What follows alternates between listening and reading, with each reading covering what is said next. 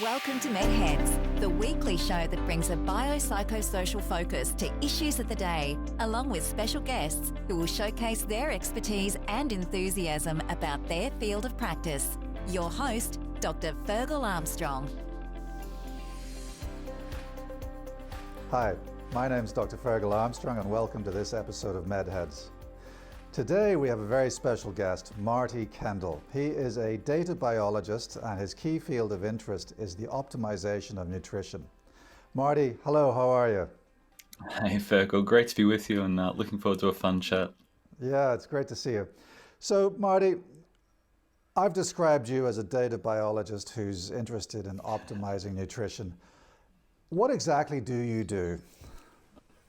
Well, my day job was a civil engineer, but I'm married to a type 1 diabetic, Monica, who's wonderful. And I suppose over the last 20 years, it's just been a journey to try and understand nutrition and to say, well, how do we quantify nutrition to help optimize actual health and longevity and feeling great and trying to overcome all those challenges that you see out there. So I suppose I was frustrated to see so much confusion and so much frustration with the nutrition advice that's given. And it's like, well, we can quantify this to look at the nutrients in food and insulin and blood sugar reactions. And I've just been on a bit of a quest over the last 5 years to quantify that and systematize it to dial it in. So yeah, here we are. Right. And so this all started for you. Your journey started because your wife is a type 1 diabetic. Is that right? Yeah.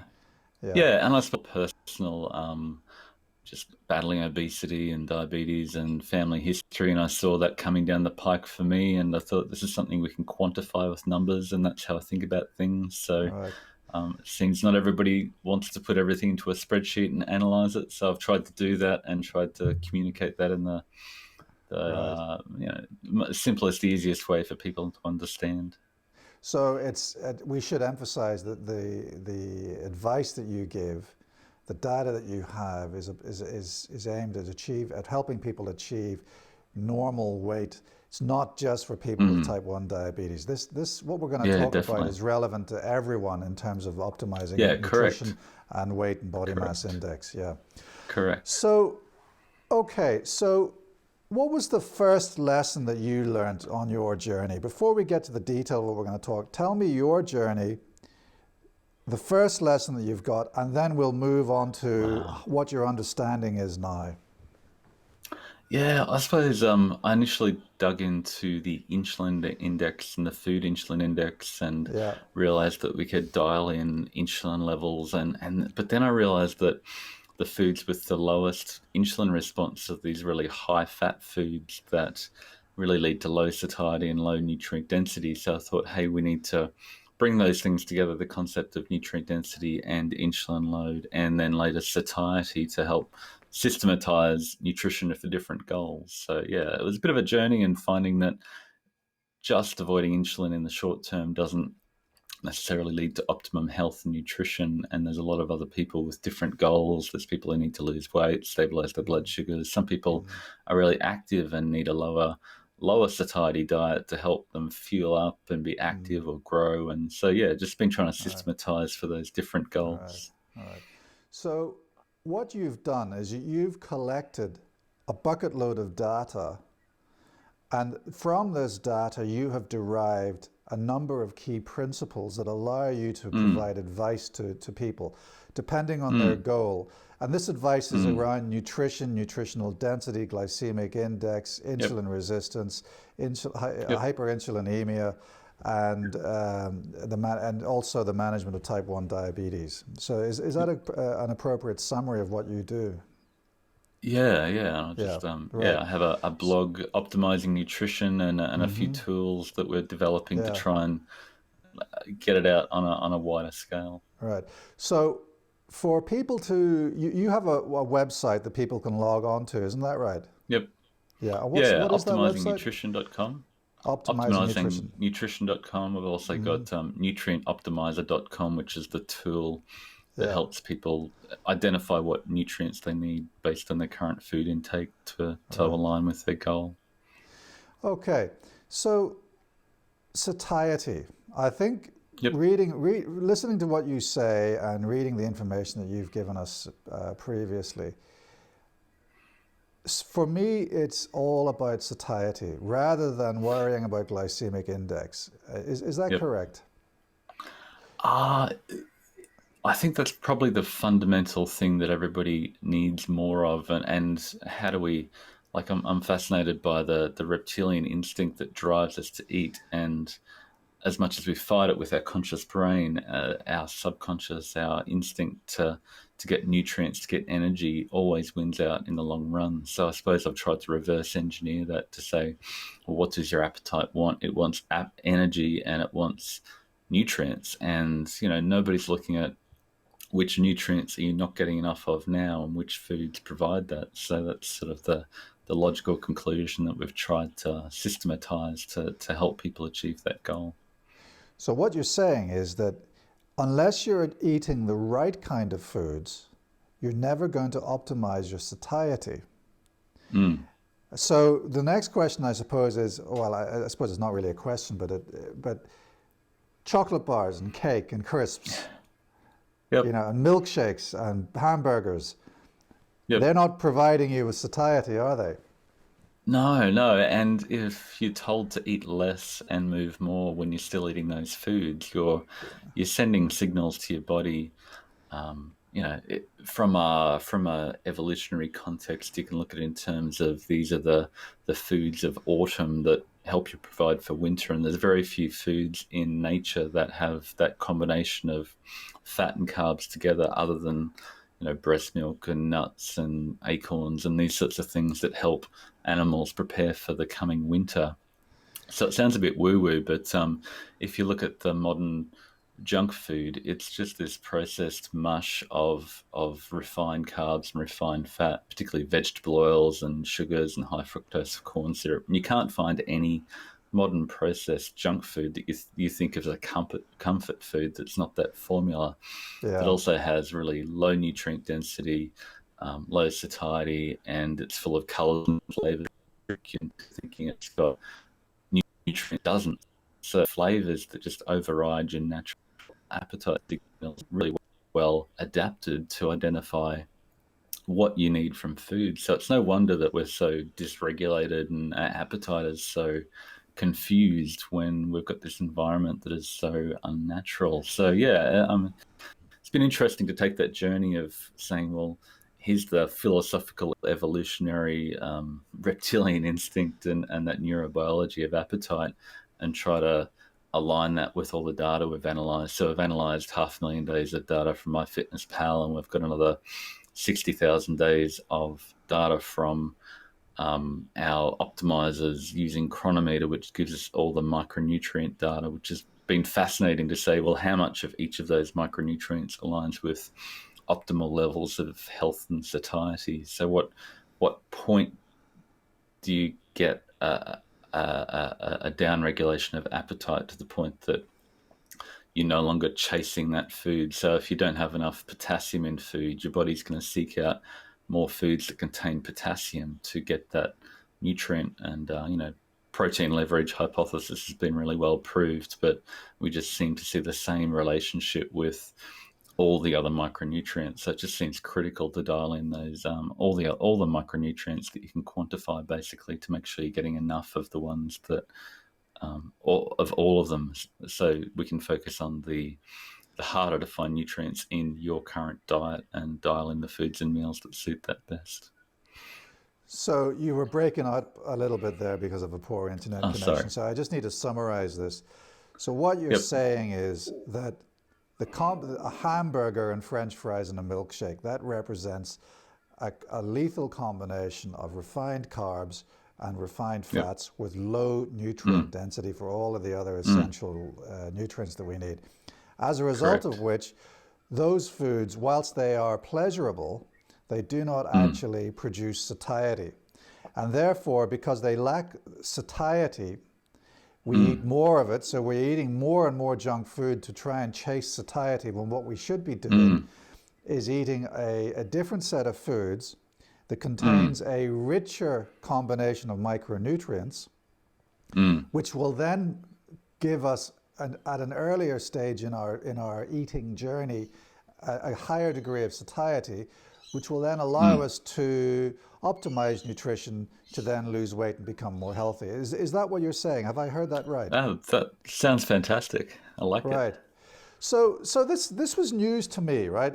Let's talk about satiety. What you're saying is that a hamburger, fries, and milkshake with a Cadbury's chocolate bar at the end, that does not actually produce satiety. Is that what you're saying? Well, it's going to trigger you to want a whole lot more of that because you're overdriving the dopamine signals that basically tell your body that winter is coming in and you need more energy to build fat. So it's no wonder that everybody fails at just eat less and move more in that food environment that is just driving a preparation for winter. But we can we can sort of turn it around to turn it into a more of a spring-like food environment where we've got more leaner proteins and more fiber and more, nutrient density per calorie that then allows us to drop that weight coming into summer that we don't need anymore. So from a neurobiology of appetite, it all sort of seems to align nicely. Right. So those kind of foods, that combination of carbohydrates and fats in nature is found more in autumn foods like nuts, for instance, and that's what animals who are going into hibernation stock up on. So they're trying to build fat stores. So in nature, the combination of carbs and fats equals a buildup of fat. Perfect. And it sends a signal to our appetite to just eat more now. And eat and gorge yourself. So is it any wonder it's a hyperphagia. Yeah. So is it any wonder then that when we eat carbs and fat, we put on fat and we want to eat more because we want to gorge ourselves? Because on some level, what you're saying is biologically, on a primal level, we are animals and we are prone to the same signaling, the dietary signaling that hibernating animals receive. We are also prone to that signal to put on weight, to rest, to eat more and sleep for winter. That's what you're saying. And so what we've got to do as human beings who want to optimize nutrition, who want to lose weight, we need to start eating the foods of spring. Is that right? Yeah, correct. And that involves a huge change in our awareness of nutrition. Yeah. So what I wanted to ask you then is, you say that all micronutrients, anything that we can measure is important, but for the sake of the audience, what would be the most important nutritional elements? I don't want to use the word vitamin, but what would be the most important nutrients that we need to have a spring diet that we're not getting at the moment? If I'm eating hamburger, chips, fries, milkshake, and a chocolate bar, what am I not getting that I need to get? And the second question to that is, if I get those, will my satiety levels increase?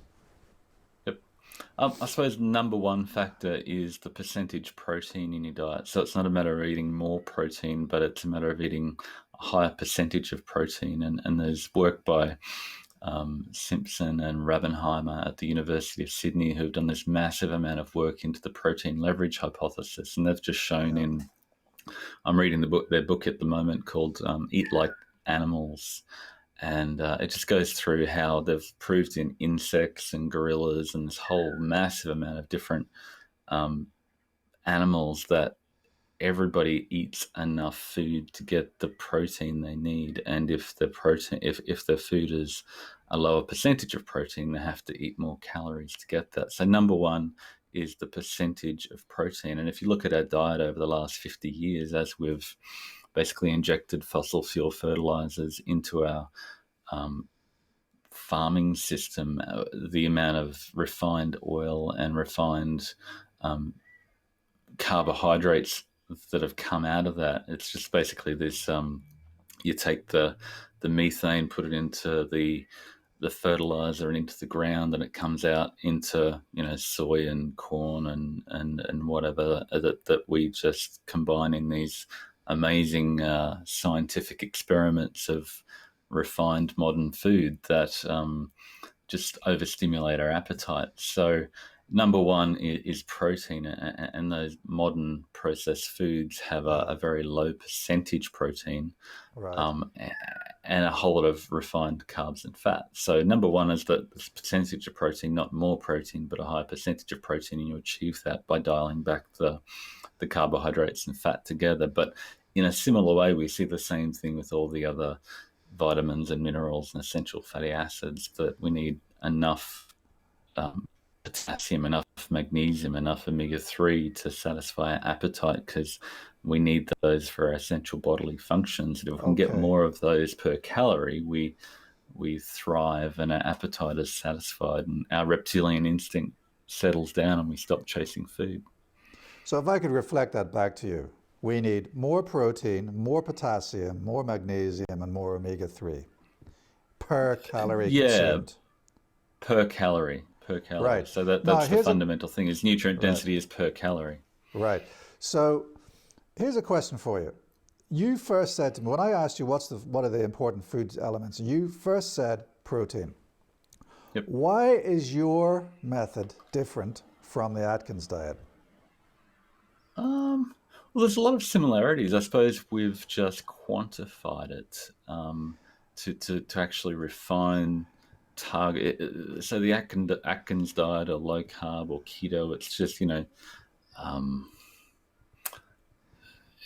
it's a one size fits all approach. And what we've done is said, okay, if your goal is this, then this is how you fine tune it to suit those different goals. But more importantly, I think if you're willing to track what you're actually eating, we can ascertain the nutrient deficiencies in your current diet, and then basically recommend it's a prescription for the foods that contain the nutrients that you need more of, that will then satiate your appetite. So it's more quantified, building on the work of Dr. Bernstein and et cetera in the past to refine that.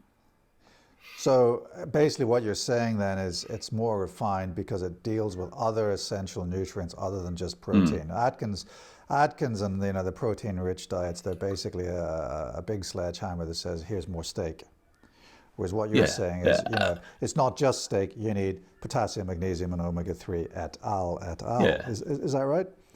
And people get really excited about the carnivore diet today, which is just a whole slab of steak and only meat. But there's so many benefits of seafood and non-starchy veggies that provide all those other nutrients as well as just the meat. So I think the protein is important, but you need the other nutrients as well. So from looking at the plate, it looks like a lot of veggies, but a massive amount of veggies, and more than most people would eat, and nearly looks plant-based. But from a calorie basis, a lot of it comes from the protein. Yeah, I mean, speaking personally, I don't like meat. My wife is a carnivore. I personally am a herbivore. Wow. And if you said to me, you have to eat a steak every night, I'd say, I'm sorry, I just couldn't do it. I cannot eat a full steak. But I can eat the chips, and I can eat the cake, and I can drink the ice cream. As we all can. The milkshake. I'm very good at that.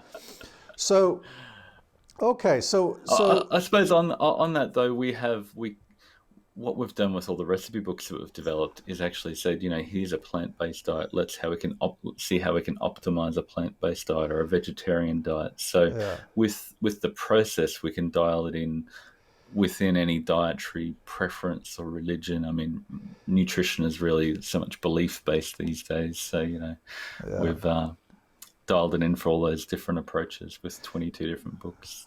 So you're not a one-size-fits-all. I suppose that's what I'm saying, is these other fad diets, the carnivore diet, the Atkins diet, it really is one-size-fits-all. There's only one therapeutic intervention, which is more steak, less chips. You're a little bit more refined, and you're able to be that refined because of the data that you've collected. Yep. Tell me about the data that you've collected. As I alluded to before, initially we found this database of 500,000 days of MyFitnessPal data that we downloaded and analysed, and looked at satiety in terms of protein, fats, carbs, and didn't have a lot more data in that. But then we built Nutrient Optimizer, where people upload their data and connect their chronometer to, which is a iPhone app, which we may even talk about the pros and cons of that later. But So they upload the data, and then we basically got a database of 60,000 days of actual people living in the real world, not a laboratory experiment, but the real world, where they're exposed to that milkshake and chips and cake every day. So they log their food, and maybe it's not perfect, but when you've got 60,000 days of data, you can see real trends, and they aligned really nicely with the macronutrient observations from MyFitnessPal. But we're also, as I mentioned before, able to dial in and slice down into how much omega-3 improves satiety, and how much cholesterol do you need to improve satiety, and what effect does saturated fat versus monounsaturated fat have on satiety. And then, rather than looking at the minimum nutrient intakes to prevent deficiency, which is what the recommended daily intakes are, we can then look at the optimal nutrient intakes to look at what's achievable with real food that also aligns with greater satiety. So that was just incredibly exciting for me as a data biologist, which you've called me, to nutrition nerd, to say we can set new targets that aren't just aimed at preventing deficiency, but if you really want to level up and stretch to optimize your nutrition, here's a new target you can set to work towards, to get nutrients from your food. So as we've done that, we've just seen people have radical success, and as they focus on giving their body the nutrients it needs, the appetite just settles down, and they don't really have to track their calories and try to eat less and move more. But as they focus on getting more nutrients per calorie, all that other stuff works itself out to a large extent. So, and of course, this data bank that you've got will only become more and more accurate and more valuable the more that the public use it. So the more people that you've got trafficking into your site, uploading their real life data, as you say, rather than controlled scientific experiments, their real life data, the more valuable the data bank becomes, the more lessons that you can learn from it. So what you've got here is the seedling of a very valuable resource that can, in the future, end up informing us with so much more detail. And ultimately, I suppose we're looking at the potential for really individualized meal plans. But that's already what you're doing, isn't it, to a certain extent? Yeah, we're just about to release a new version of Nutrient Optimizer, which is sort of a platform tool that says, based on what you've currently eaten in the last week, these are the meals and foods that you should prioritize in the coming week. So it's sort of a vision realized of 4 years of really hard work to have a personalized nutrition prescription for people with real food. So it just thrills me to bits. I think it's fabulous. Now, thank you. There's a couple of things that I wanted to ask you. So I've got three things on my mind. One, the role of fiber. Two, the role of glucose monitoring. And three, the role of time-restricted eating. I'm not sure we're going to have time to cover all of these, but I'm sure that we'll talk again. Let's talk about fiber. One of my concerns with the carnivore diet is that it is fiber poor. It's not very good in fiber. And fiber, previously we used to think that fiber was metabolically inactive, and it was basically a way of allowing you to keep your bowels going and achieve regularity of the bowel. Now we realize that fiber is metabolically active. It lowers blood sugar rushes, and it's very protective against bowel cancer and things like that.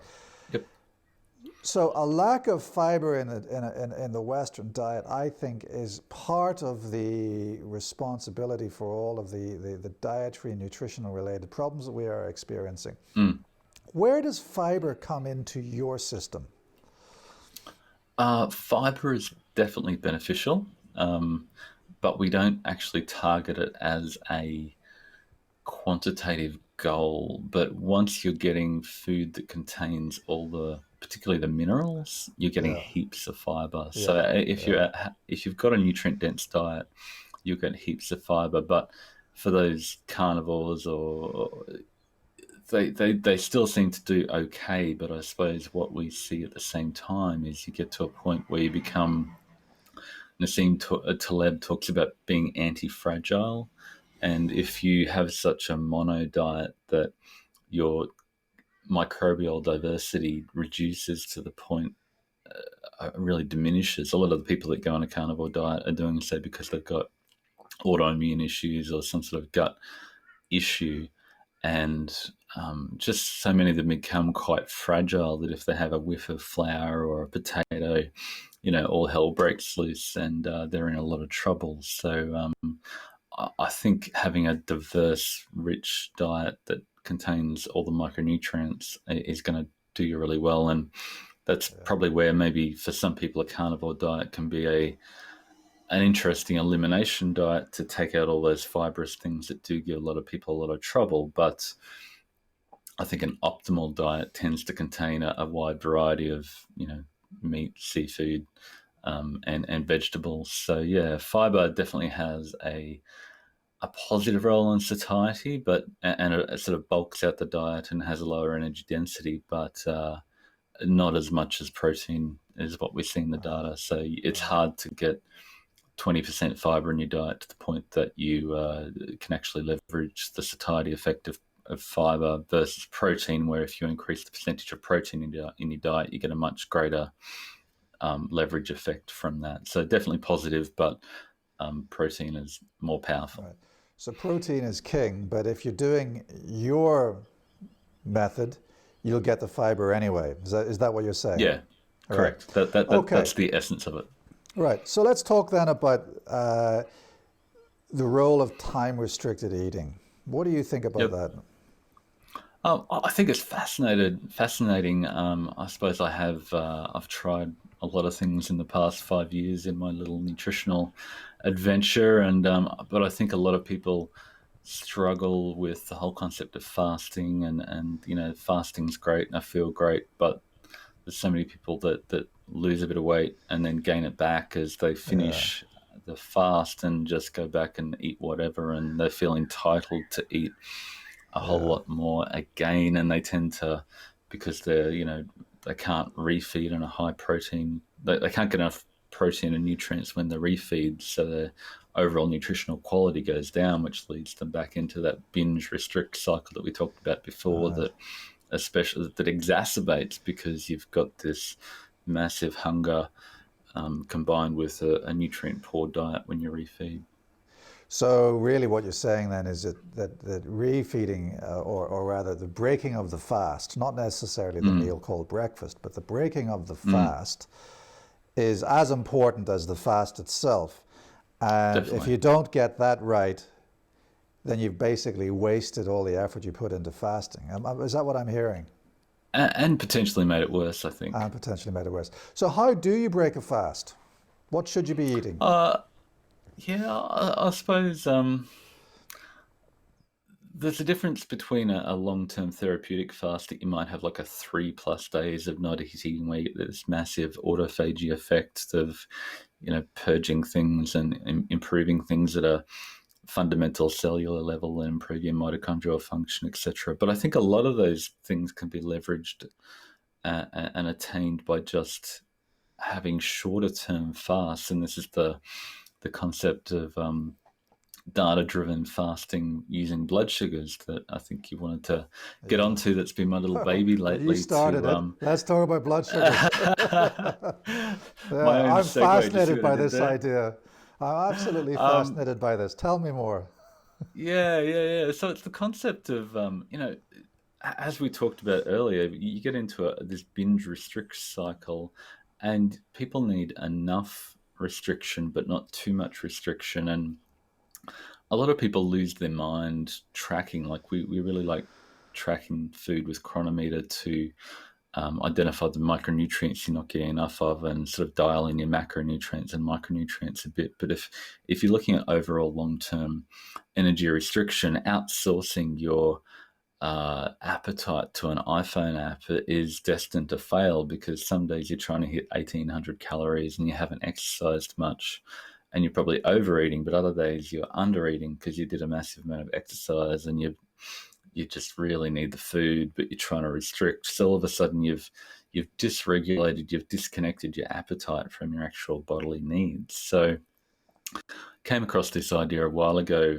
I suppose being married to a type 1 diabetic, it's sort of obvious, but Dr. Bernstein, who's a type 1 diabetes guru, just recommends people maintain blood within a certain range and insulin dose to maintain that. But there was a concept called hunger training that's been investigated in University of Otago in New Zealand, where they found really amazing results by just waiting till your blood sugar dropped down to a certain point before you ate again. And what they found is that you need a personalized blood sugar target. So if someone's a raging type 2 diabetic and their average blood sugar is, 8 millimoles, to try and get them down to 4.5, which Marty. might be considered optimal, they're going to really be out of their mind with hunger and have to fast for days and days and days before they get to that point. So if you define your own and say, okay, your average pre-meal trigger is 7, let's wait till you get to 6.9, and then if you're hungry you can eat. So it's basically using your body as your blood sugar as a fuel gauge, which is really exciting, because your blood sugar really just sits on top like gasoline on oil on your glucose in your bloodstream and your fat in your bloodstream and then your fat in the body. So to deplete all these other things down here, that the fat in your body, which is what most of us are after, you have to wait until the glucose is burned off at the top before you can work through those other fuel sources. So you can actually use your home blood sugar meter as a fuel gauge to identify when that hunger is real and when you just want that hamburger that is sitting in the fridge, or it's breakfast time, or the Kellogg's cereal ad told you that you should eat, and that's associated dopamine hit from the Twisties ad from Days of Our Lives or Grey's Anatomy, that they seem to, everything is so dysregulated, and they've worked out how to hack our appetite to make us eat for a whole bunch of reasons other than nutrients and actual energy requirements. So I just wanted to, you just mentioned Kellogg's, I just wanted to say that the reason why people think that breakfast is the most important meal of the day is because Kellogg's told us. Yep. Listen, Marty, we're going to have to wrap it up now, because we're coming up to the end of the show. I think we've only touched the surface of this. I'd love to have you back on MedHeads again to talk about this in greater detail. I really look forward to the next time. Yeah. Thanks so much for your time. It's been a whole lot of fun. Thanks, Fergal. So for more information on Marty Kendall and his optimizing nutrition, see the links below. That's it for today's MedHeads show. My name's Dr. Fergal Armstrong, and I look forward to your joining with us again soon.